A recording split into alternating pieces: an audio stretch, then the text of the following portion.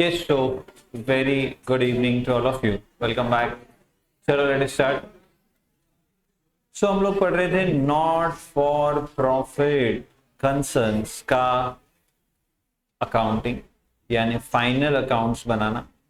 Not for profit organisations की final accounts कैसे बनाई जाती है ये हम सीख रहे थे. तो हमने स्टार्ट किया विथ कि नॉट फॉर प्रॉफिट ऑर्गेनाइजेशन के फाइनल अकाउंट्स में क्या क्या बनता है. तो सबसे पहले हमें पता चला कि उनके फाइनल अकाउंट्स में बनाने के लिए, फाइनल अकाउंट्स को बनाने के लिए आपको दिया जाता है रिसीट्स एंड पेमेंट अकाउंट, जिसकी मदद से फिर आप बनाते हो क्या, इनकम एंड एक्सपेंडिचर अकाउंट, और आप बनाते हो क्या, balance sheet. Okay sir, income and expenditure account मतलब एक नॉमिनल अकाउंट है जिसमें एक नॉट फॉर प्रॉफिट ऑर्गेनाइजेशन की सारी इनकम्स एंड सारे एक्सपेंसेस डिस्क्लोज किए जाएंगे. करेक्ट. और बैलेंस शीट तो बैलेंस शीट है, जैसे एक प्रॉफिट कंसर्न की बनती है वैसे ही बनेगी. Libraries amount rupees, assets amount rupees. तो लाइब्रेरीज आप लाइब्रेरीज में लिखोगे, एसेट्स एसेट्स में लिखोगे. करेक्ट है. तो ज्यादा कुछ फर्क है नहीं. जैसे अपना normal profit and loss account बनता है मैचिंग कॉन्सेप्ट से कि इस साल की कमाई इस साल ही दिखनी चाहिए, इस साल का खर्चा इस साल ही दिखना चाहिए. अक्रूवल बेसिस पर हम ये बनाते हैं, मतलब रिसीव्ड हो या रिसीवेबल हो, पेड हो या पेएबल, आपका ये P&L अकाउंट में आना ही चाहिए. हम सेम टू सेम वैसा ही इनकम एंड एक्सपेंडिचर अकाउंट बनता है, कुछ फर्क नहीं ज्यादा. तो income and expenditure account P&L account है, सीधा बोले तो भी चलेगा. बस इतना फर्क है कि प्रॉफिट एंड लॉस अकाउंट में आप जो फाइनल रिजल्ट आता है उसे या तो प्रॉफिट कहते हो या लॉस. यहाँ जो फाइनल रिजल्ट आएगा यानी जो बैलेंस करने के बाद जो बैलेंसिंग फिगर आएगा उसे या तो हम कहेंगे सरप्लस अगर इनकम ज्यादा और एक्सपेंस कम, और अगर एक्सपेंस ज्यादा और इनकम कम तो हम कहेंगे डेफिसिट. ओके, सिंपल है.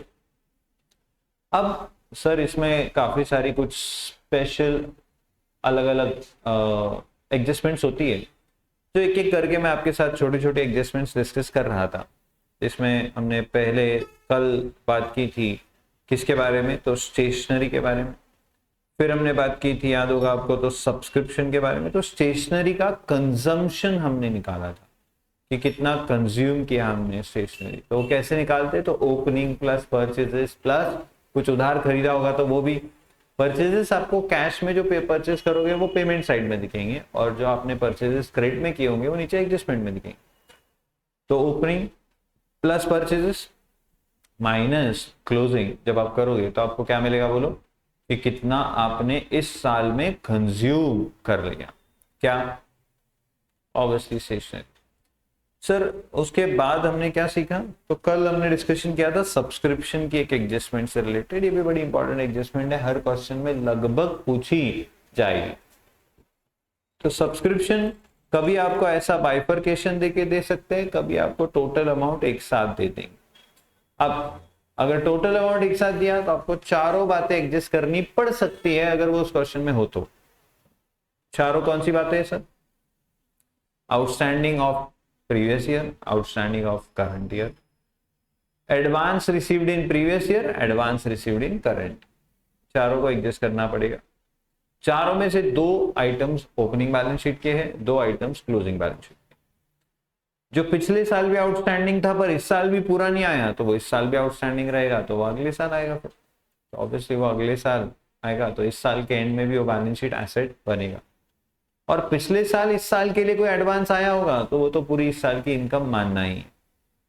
जब ऐसा बाइफरकेशन आपको दे देंगे कि पिछले साल का कितना पैसा आया, अगले साल के लिए कितना आया और इस साल का कितना आया, तो आसान है. फिर आपको ये सीधा लिखना है इनकम में. इसमें अब बस दो बातें एडजस्ट करनी है और दोनों ऐड करनी है. क्या, तो करंट ईयर का आउटस्टैंडिंग और प्रीवियस ईयर में आया हुआ एडवांस.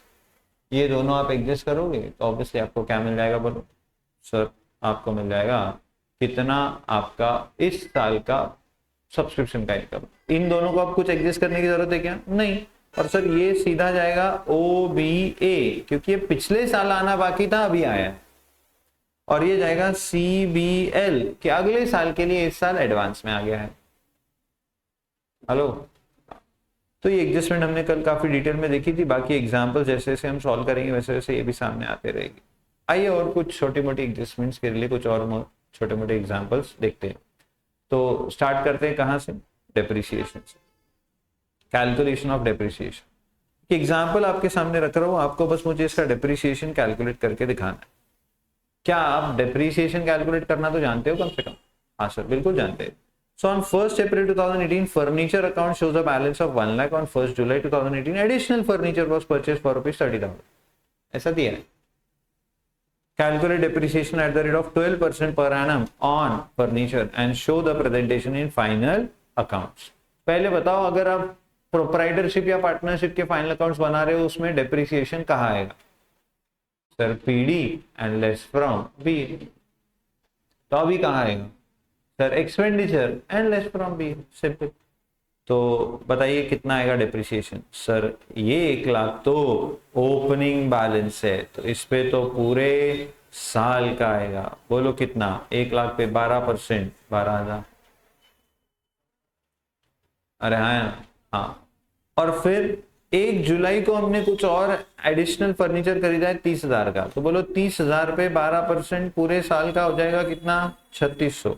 बट पूरे साल यूज किया क्या उस एसेट को? नहीं। तो फिर बताओ कितना यूज किया?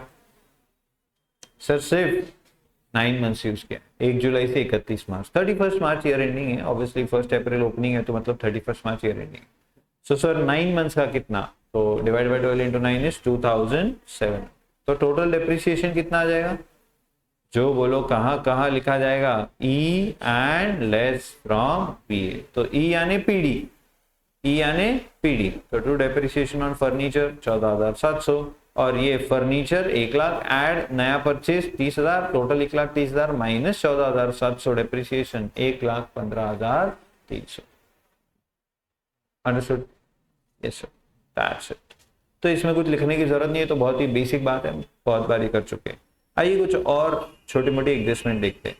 तो ये देखो, ये एक छोटी एडजस्टमेंट के बारे में समझाया। अभी क्या लिखा है पहले समझते हैं, और इस एडजस्टमेंट को बड़े क्वेश्चंस में भी यूज किया जा सकता है, तो अच्छे से देखना।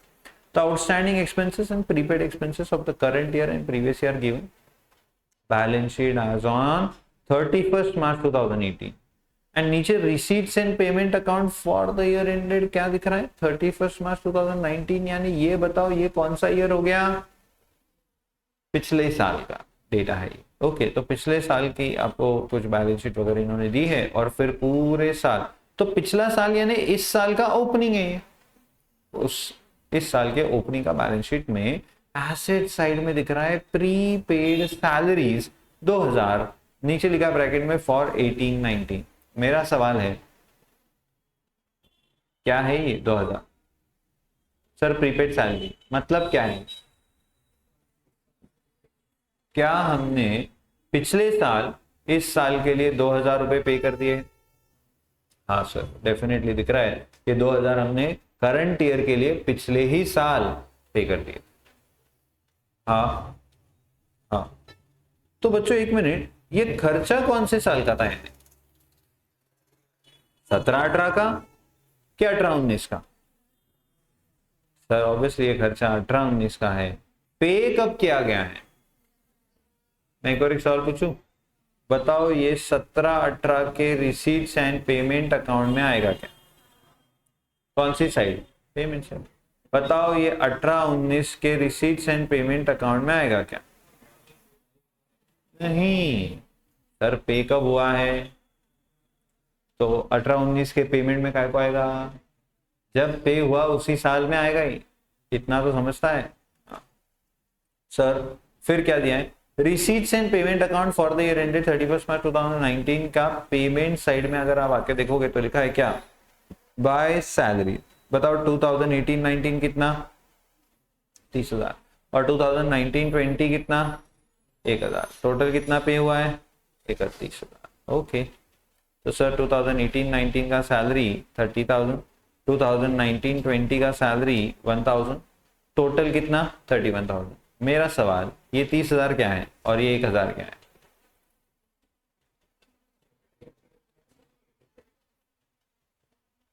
वापस से यहाँ से आता हूँ, बोलो क्या ये इस साल का खर्चा है तो मेरे को ये इस साल के एक्सपेंस में लिखना पड़ेगा ये? हाँ। अब बताओ उस हिसाब से ये 18-19 का सैलरी 30,000 लिखा है, ये क्या है? इस साल का खर्चा। सर ये इस साल के लिए पे किया है तो इस साल का खर्चा, नहीं तो और क्या होगा? तो ये एक्सपेंस में आएगा। अब बताओ ये 1,000 क्या है? हाँ, प्रीपेड सैलरी। क्या ये यहां से क्लोजिंग बैलेंस शीट के एसेट में जाएगा? हाँ, सीबीए कल बताया था, ओबीए सीबीए, ओबीएल सीबीएल। बोलो यस एवरीबॉडी, श्योर ना? ओके।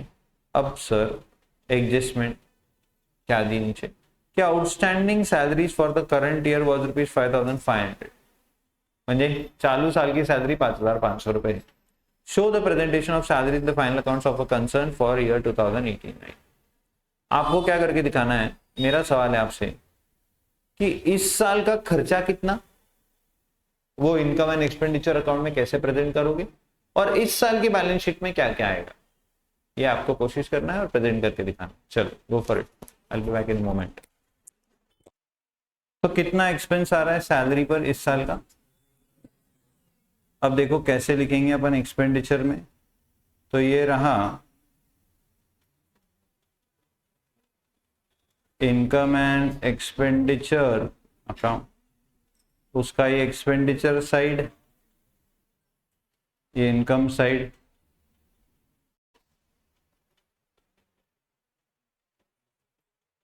तो टू सैलरीज। सबसे पहले तो बच्चों ये जो आपने इस साल पे किया है ना, वो सबसे पहले एक्सपेंस में लिखा जाता है। क्या हम ट्रायल बैलेंस से पहले आइटम्स लाते हैं trading profit and loss account में, और फिर उसमें एडजस्टमेंट्स ऐड लेस करते एवरीबॉडी? तो ये ट्रायल बैलेंस की जगह पर ही क्या है sir? Receipts and payment account है। तो रिसीट्स एंड पेमेंट अकाउंट के क्या दिख रहा है पेमेंट साइड पे? कि सैलरी पे की है इस साल के लिए 30,000। तो क्या डेफिनेटली ये 30,000 इनर कॉलम में पहले लिखा जाएगा? बट क्या इतना ही सैलरी इस साल का खर्चा है क्या? नहीं सर, कुछ हमने प्रीपे किया हुआ है पिछले साल।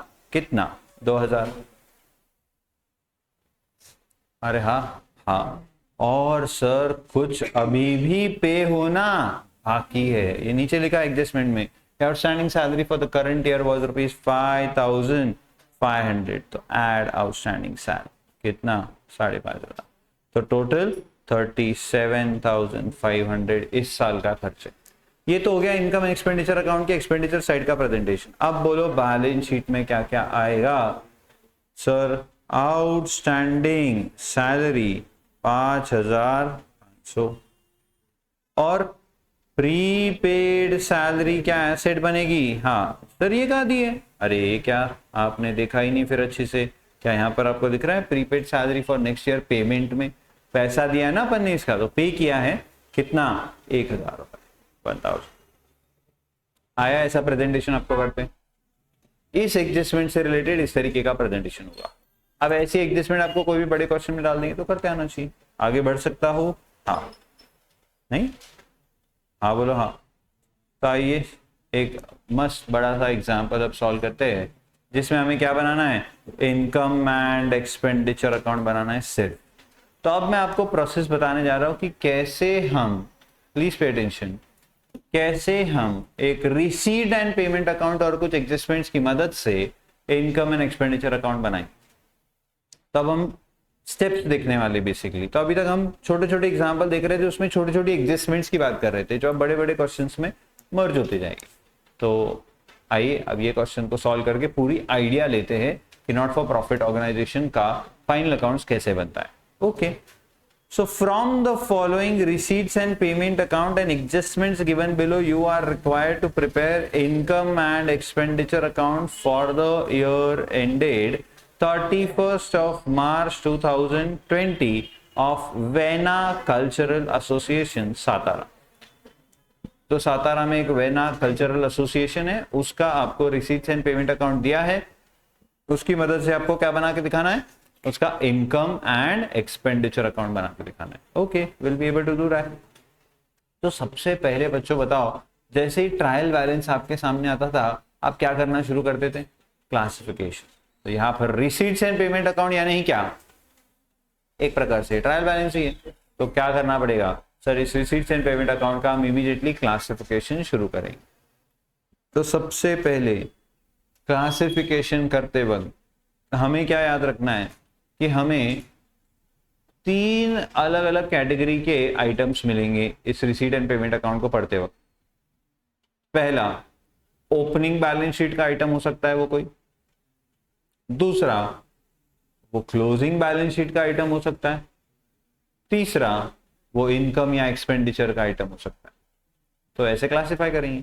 अब बताओ रिसीट साइड में आपको सबसे पहले क्या दिख रहा है? To balance brought down, cash in hand का कितना और कैश एट बैंक का कितना? 19,200। बताना ये दोनों भी क्या मेरे ओपनिंग बैलेंस शीट के एसेट्स है? सर ये पिछले साल के एंड में कितनी कैश बच गई थी और कितना बैंक बैलेंस बचा था या कितना बैंक में बैलेंस था, ये वो है। अरे हाँ, तो सर ये इस साल ब्रॉट डाउन हुआ है, यानी रिसीट्स एंड पेमेंट अकाउंट इस साल की शुरुआत में इससे स्टार्ट हुआ है। तो क्या पिछले साल ये दोनों एसेट रहे होंगे? हाँ। बाकी उसके अलावा इन दोनों का कोई और उपयोग नहीं। सर इस क्वेश्चन में तो हमें बैलेंस शीट बनानी भी नहीं है, फिर भी आप क्यों ऐसा कर रहे हो कि बैलेंस शीट का भी क्लासिफिकेशन करवा रहे हो? आगे तो आने वाला है ना, तो हम पहले से ही आदत लगा रहे हैं और आपको हर एग्जाम्पल में ऐसा करना है। हो सकता है किसी एग्जाम्पल में आपको कैपिटल फंड ऑलरेडी दिया हो क्वेश्चन में। कौन सा कैपिटल फंड? Opening balance. तो मैंने आपको बताया था कल कि ओपनिंग बैलेंस शीट भी बनानी पड़ेगी कुछ एग्जाम्पल्स में जहां ओपनिंग कैपिटल फंड नहीं देंगे, तो आपको ओपनिंग कैपिटल फंड ढूंढने के लिए ओपनिंग बैलेंस शीट बनाना पड़ेगा। तो उसके लिए आपको क्या सारे ओपनिंग बैलेंस शीट के आइटम्स आइडेंटिफाई करने पड़ेंगे कि ओपनिंग बैलेंस शीट में एसेट कौन है, ओपनिंग बैलेंस शीट की लायबिलिटी कौन है, वो छुपे हुए रहेंगे सारे, वो ढूंढना पड़ेगा। पर सर अगर क्वेश्चन में ओपनिंग कैपिटल फंड दिया है तो काय को ढूंढना? ठीक है, एग्जाम में भले ही मत ढूंढना अगर वहां आपको कैपिटल फंड दे दिया है तो। बट अभी हम क्या करेंगे, हर एग्जाम्पल में आदत लगाएंगे कि ओपनिंग आइटम्स भी ढूंढेंगे, क्लोजिंग आइटम्स भी ढूंढेंगे और इनकम एंड एक्सपेंस के आइटम्स भी ढूंढेंगे। मेरी बात समझेगी? तो हम ओपनिंग बैलेंस शीट के आइटम्स हमेशा ढूंढेंगे हर एग्जाम्पल में। तो बोलो ये दोनों क्या ओबीए है? हाँ, आगे बढ़ता हूं।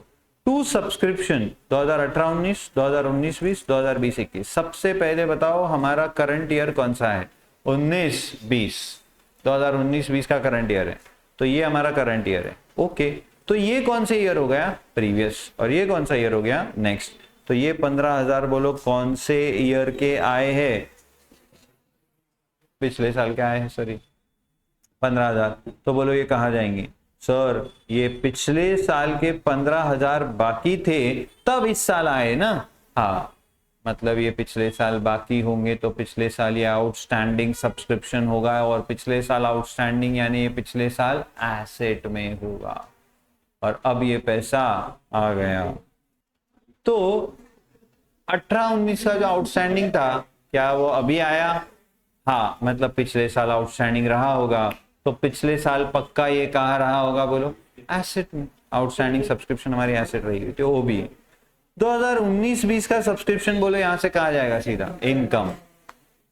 एक बात तो बच्चों, वो थंब रूल तो यहाँ पर भी अप्लाई होता है कि जैसे ट्रायल बैलेंस के हर आइटम का एक इफेक्ट, वैसे ही रिसीट्स एंड पेमेंट अकाउंट के आइटम का भी, हर आइटम का भी एक ही इफेक्ट होगा।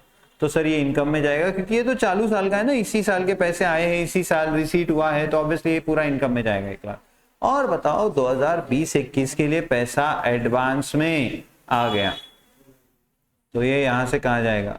CBL। तो ये सीधा क्लोजिंग बैलेंस शीट की लायबिलिटी में जाएगा। आया समझ में यहां तक? हाँ। डोनेशंस, आगे ब्रैकेट में क्या लिखा है बोलो? जनरल। तो जनरल ये तो कहाँ जाएंगे? इनकम में। और एक मिनट, अगर यहाँ जनरल की जगह लिखा होता स्पेसिफिक, तो सर किसके लिए आया है वो भी बताते। फिर स्पेसिफिक कॉस्ट का है, बिल्डिंग के लिए आया है, प्राइस के लिए आया है, या जिस भी काम के लिए आया है, पर स्पेसिफिक है, तो स्पेसिफिक डोनेशन बोलो कहाँ जाता? सीधा CBL, लायबिलिटी बन जाती सीधी। पर अभी बोलो ये कहाँ जाएगा? जनरल डोनेशन है तो इनकम। एंट्रेंस फीस कहाँ जाएगी? इनकम। एंट्री की फीस आई ना हमारे पास, तो कुछ इवेंट लिया होगा उसकी एंट्री, या फिर हमारी कौन है, वेना कल्चरल एसोसिएशन क्लब में आपको अगर मेंबर बनना है तो एंट्री फी देना पड़ता है। सब्सक्रिप्शन तो हर साल का देना पड़ेगा, पर मेंबर बनने के लिए पहले एंट्री फी भी देना पड़ता है। तो एंट्रेंस फीस है, तो ये भी इनकम हो गई हमारी। इंटरेस्ट ऑन फिक्स्ड डिपॉजिट, कुछ पैसे पड़े थे तो हमने वो फिक्स्ड डिपॉजिट में डाल दिए है इस कल्चरल एसोसिएशन के, तो उस पर ब्याज मिला, तो ये भी क्या है हमारी कमाई। पिकनिक रिसीट्स, पिकनिक लेके गए थे हम, तो उस पिकनिक के हमने कॉन्ट्री ली थी सारे मेंबर्स से, तो उसकी रिसीट्स हुई थी कितने की, 20,000 रुपए की, तो 20,000 रिसीट दिया, तो ये भी क्या हो गया, अरे इनकम ही ना, ये पैसा आया, बाद में हम इसको खर्च भी करेंगे ना, पेमेंट साइड में दिखेगा पिकनिक के पेमेंट करे ऐसा।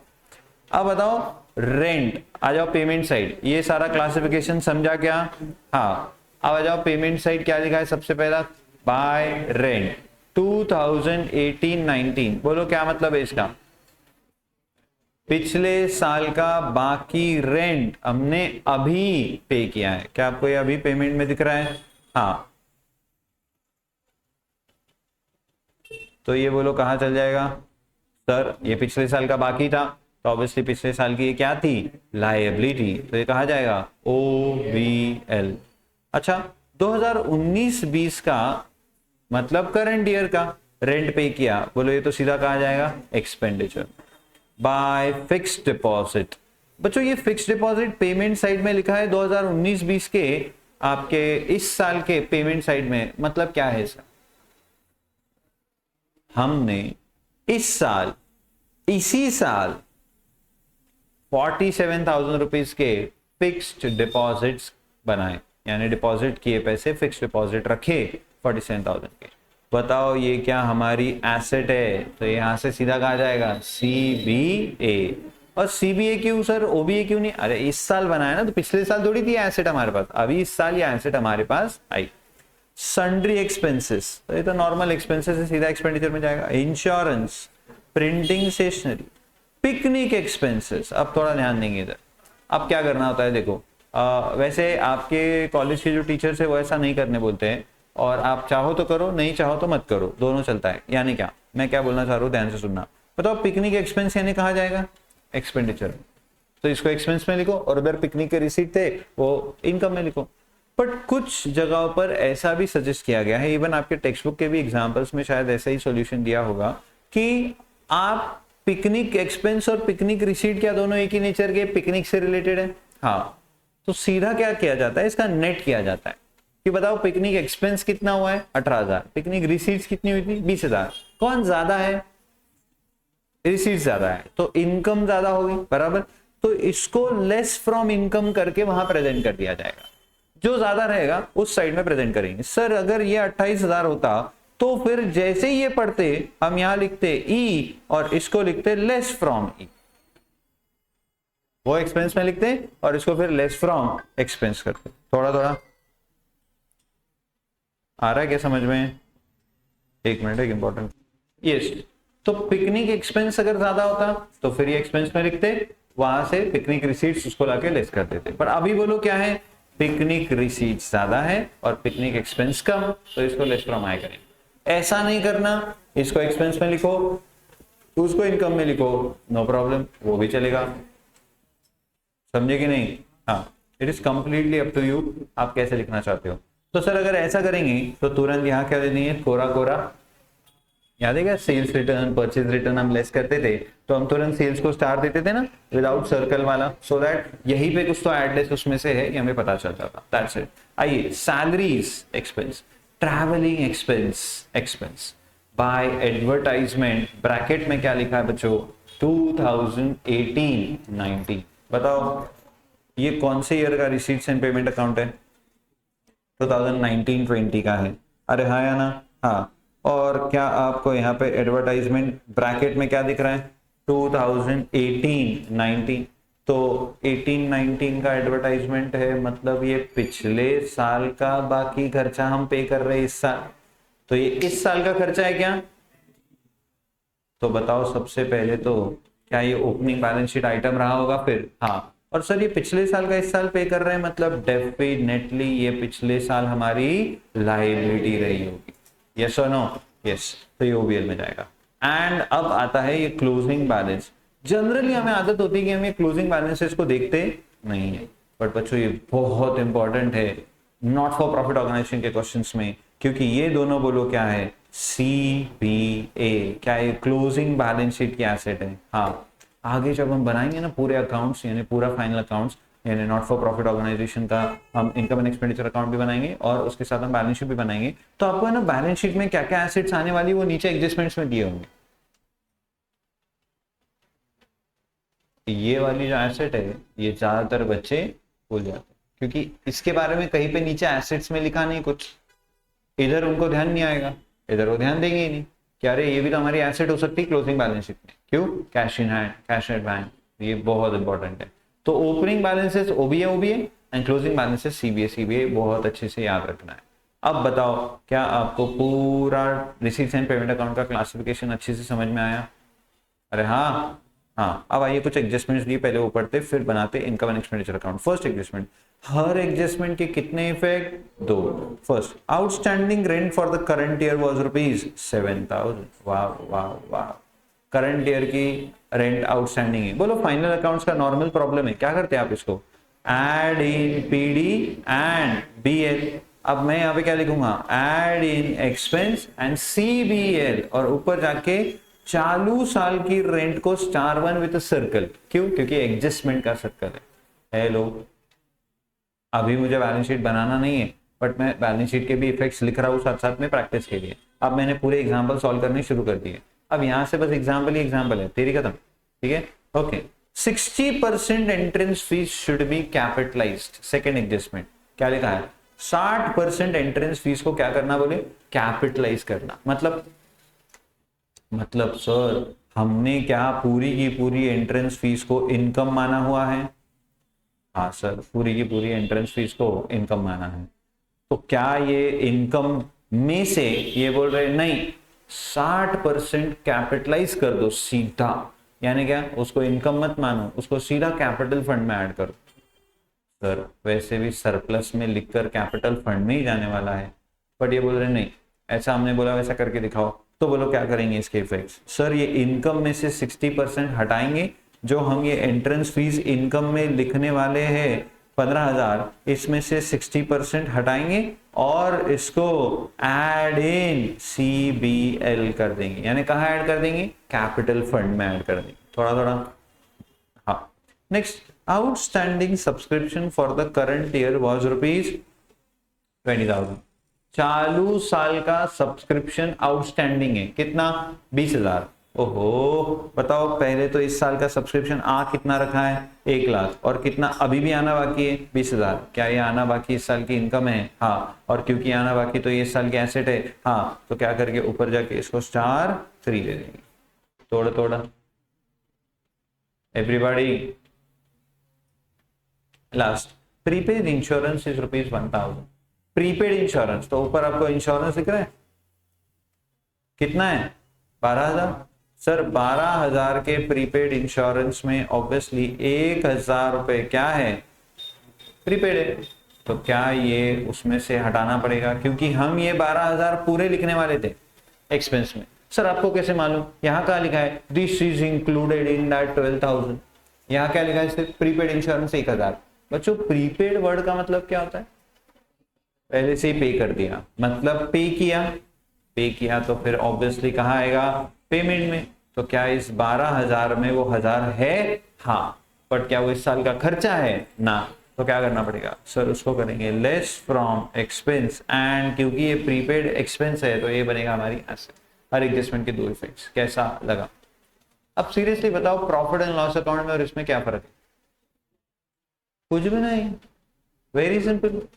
बस यहाँ वो कंजम्पशन ऑफ स्टेशनरी निकालना होता है, या वो सब्सक्रिप्शन में पिछले साल का इस साल का, ऐसे वो 2-3 एडजस्टमेंट्स अलग है, बाकी सब कुछ सेम है। आइए शुरू करते हैं। In the books of vena cultural association, Satara, income and expenditure account.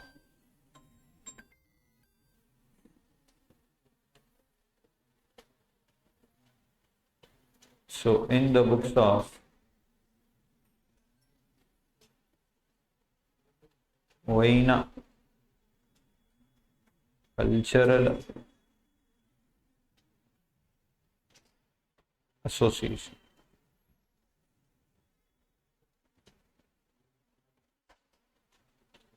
Income and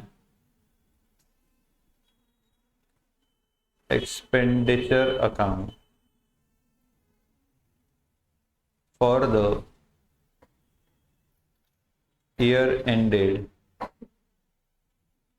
31st March 2020.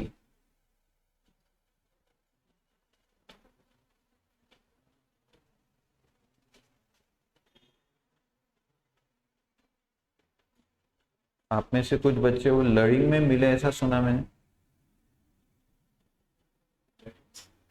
Learning में कुछ किस्सा हुआ, सुना नहीं आपने अभी? तो मैंने सुना आप में से कुछ बच्चे वहां थे।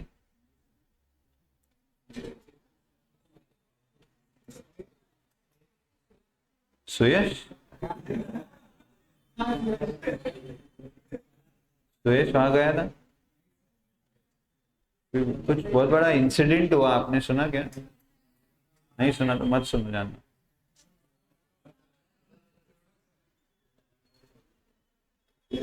नहीं, मेरे को भी 11th स्टैंडर्ड के बच्चों ने बताया, मेरे को नहीं पता था। उनके पास तो फोटो वीडियो सब था। हाँ हाँ, भूत मिला असली।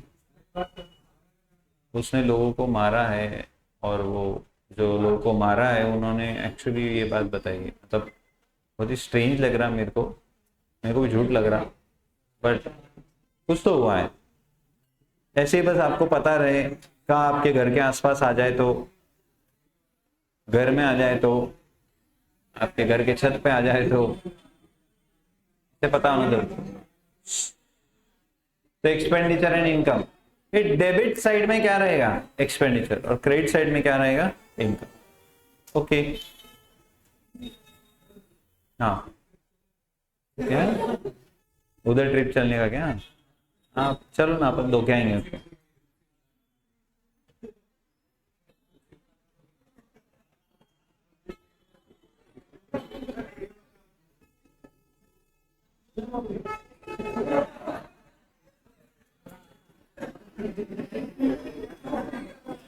बोल।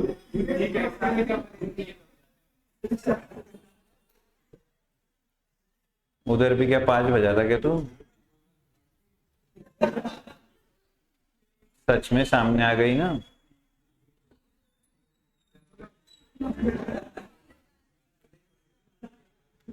चलो ready, format ready, let's start. तो अभी क्या करेंगे, हमेशा याद रखिए, हम सॉल्व करने के लिए पहले हमेशा एक्सपेंडिचर साइड भरेंगे। जैसे हम प्रॉफिट एंड लॉस अकाउंट की हमेशा पहले पीडी भरते हैं और फिर पीसी में आते हैं, तो वैसे ही हम पहले एक्सपेंडिचर साइड भरेंगे। तो आइए एक्सपेंडिचर साइड में, वो कहां से देखकर भरेंगे बोलो? पेमेंट साइड को देख देख कर भरेंगे। तो पेमेंट साइड में सबसे पहला एक्सपेंडिचर दिख रहा है रेंट, उसको स्टार भी है, तो पहले लिखो टू रेंट 54,300, जो करंट ईयर की रेंट है इनर कॉलम में। अब इसको स्टार किस बात का है, तो स्टार 1 है, वो भी सर्कल वाला यानी एडजस्टमेंट वाला। तो आउटस्टैंडिंग रेंट 7,000, तो ऐड आउटस्टैंडिंग रेंट 7,000। तो बोलो 54 और 60, 61,300।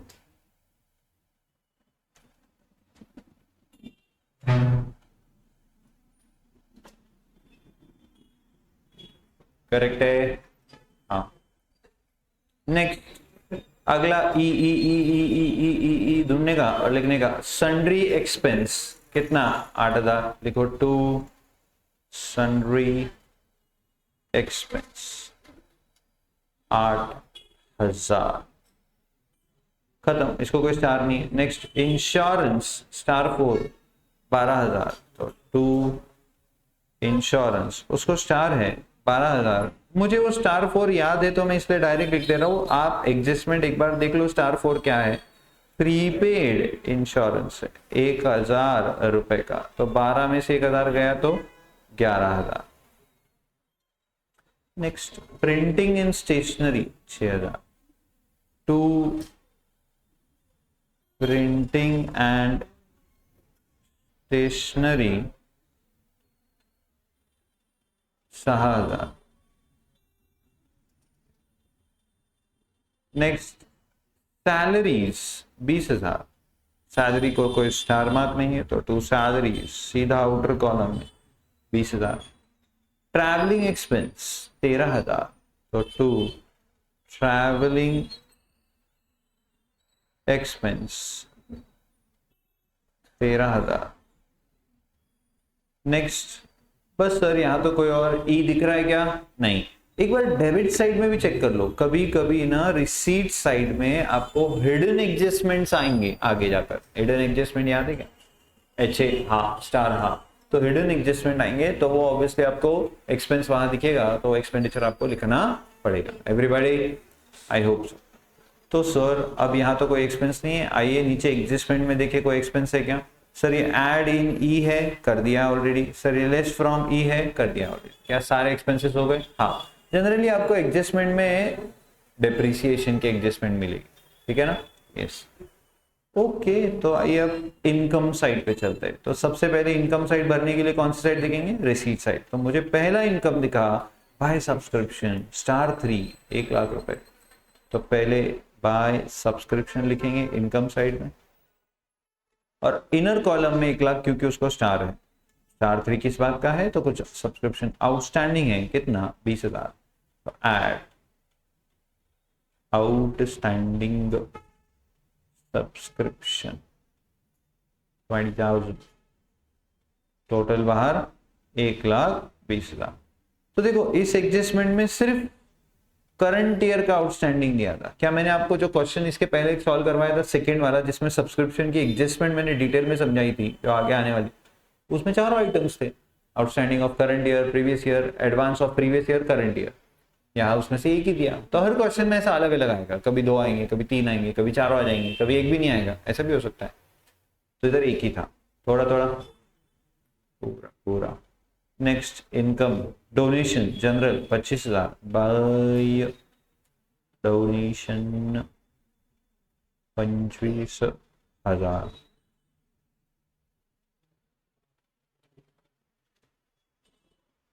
To entrance fees *2 15,000। तो बाय एंट्रेंस फीस, पर उसको क्या है? स्टार है। तो स्टार का क्या करेंगे? तो स्टार किस बात का है? कैपिटलाइज करने बोला है, तो लेस कर देंगे, लिखेंगे capitalised. 60% of the entrance fees is to be capitalise. 15,000 का 60% इंडिया में होता है 9,000। आउटर कॉलम में कितना लिखेंगे?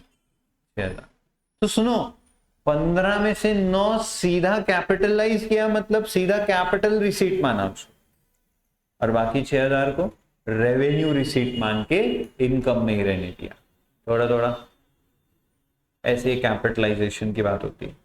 Interest on fixed deposit income है 4800 bye interest on FD 4,800। 1 minute के लिए सब लोग मेरे पास ध्यान देंगे क्या? हाफिज सर देखें, सुनो। यहां मैंने बाय फिक्स्ड डिपॉजिट ब्रैकेट में आगे जाके किसी एग्जांपल में लिख दिया 12%, ठीक है, और एक ब्रैकेट में लिख दिया 1/4/19, या नीचे एडजस्टमेंट में लिख दिया the fixed deposits are purchased on 1 April 2019। अब ये बहुत भारी एडजस्टमेंट बन चुका है। कितना और क्या करना पड़ेगा? तो सर 47,000 की डिपॉजिट किए जिसपे 12% का ब्याज मिलना है, तो ऑब्वियसली 12% इसका कैसे आएगा? ऐसे 12 0 था, 12 7 था 84, 12 4 था 48 एंड 8 56, तो 5640। इतना बोलो क्या है? इंटरेस्ट किसका? पूरे साल का। और इन्वेस्टमेंट किया भी कब है? 1 अप्रैल 2019, तो पूरे साल का ही ब्याज मिलना है हमें। हाँ, 5640 रुपए इंटरेस्ट रिसीवेबल बोल के इनकम में और CBA में रिकॉर्ड कर दो क्या? हाँ, क्या आपको अब ये चेक करना पड़ेगा कि कुछ इंटरेस्ट आ तो नहीं गया बबुआ? आ गया है। कितने का इंटरेस्ट आ गया है? 4,800। तो 4,800 का इंटरेस्ट आ गया है, तो 840 रुपए ऑब्वियसली क्या होगा? Outstanding interest on fixed deposit. Income कौन से साल की? 840 मिली नहीं अभी तक, मिलेगी कब? मिलेगी कभी ना कभी, कहीं नहीं जाने वाला। फिक्स डिपॉजिट का इंटरेस्ट पक्का मिलता है, पर अभी मिला है क्या? नहीं। पर इनकम कौन से साल की? तो इसी साल की इनकम है, तो इस साल की इनकम में लेना पड़ेगा। लेकिन हम तो इनकम में कितना लिखने वाले थे? 4800 पर। अभी हमारी आंखें खोली कि हिडन एडजस्टमेंट है, 840 रुपए का इंटरेस्ट आना बाकी। और वो कैसे दिया? बस ऐसे है, नीचे एडजस्टमेंट में कुछ नहीं लिखा है, इधर ये 12% 1419 लिखा है। इससे समझना पड़ेगा कि अरे 47,000 का 12% तो 5640 होता है, पर आया सिर्फ 4800 है। तो 840 अभी भी आना बाकी है। जमता है, जम गया है, जम जाएगा। ऐसा अगर आगे आया तो हाँ, अभी कुछ नहीं करना है ऐसा, अभी वैसा कुछ नहीं। अभी उन्होंने 47,000 की इन्वेस्टमेंट दी और 4800 इंटरेस्ट आया दिया है, पर रेट नहीं पता, कुछ नहीं पता, डेट नहीं पता, कुछ नहीं पता। तो आप डाउट करोगे क्या? आप बोलोगे सर 47,000 में 4800 कैसे होता है? 10% से भी तो 4700 ही होना चाहिए। आपको कुछ सोचने की जरूरत नहीं है। 4800 इंटरेस्ट आया है तो आया है। हो सकता है ना पहले से अपना 1,000 का भी बना के रखा होगा फिक्स डिपॉजिट, ये तो अभी इस साल कितने का बनाया वो है। आएगा समझ? हाँ, खत्म। और कोई इनकम है? पिकनिक रिसीट, उसको स्टार है कोरा कोरा, तो ऑब्वियसली उसमें से इधर से ही कुछ तो भी लेस होगा। 20,000 सुबह picnic receipt 20,000 less picnic expense. और सर हमने ऐसा नहीं करके पिकनिक एक्सपेंस एक्सपेंडिचर में दिखाया होता? दौड़ता, चलता नहीं, दौड़ता, वो भी चलता, ये भी चलता। कंप्लीटली योर ऑप्शन, आपको जैसे ठीक लगे। आपको ये नहीं अच्छा लगता सर ये याद नहीं रहेगा ऐसा वैसा जो भी है, तो फिर आप उधर लिखो उसका। और बताओ कोई इनकम बची है क्या भाई लोग और बहन लोग? ये लेस फ्रॉम आई भी हो गया, सब हो गया ना। नीचे एडजस्टमेंट्स में चेक करो सर, ये add in I and less from I दोनों कर दिए हमने। देखो स्टार मार्क्स का इंपॉर्टेंस, स्टार्स दिए प्रॉपरली तो कितना प्रॉपरली हम सब कुछ कर पा रहे हैं। तो स्टार्स आपने अच्छे से देनी चाहिए, एग्जाम में हेल्प करेगा। और अब फाइनल काम करेंगे क्या? कैलकुलेट। बोलो क्या कैलकुलेट करेंगे? प्रॉफिट और लॉस, है ना? वाह, कुछ बच्चे गणमन है। क्या एक नॉट फॉर प्रॉफिट ऑर्गेनाइजेशन में प्रॉफिट लॉस होता है? नहीं। क्या आता है? सरप्लस और डेफिसिट। पहले अंदाजा लगाओ कौन से साइड की टोटल ज्यादा होगी। मैं बोलता हूँ क्रेडिट साइड की 145, 151, 155, 157, 800।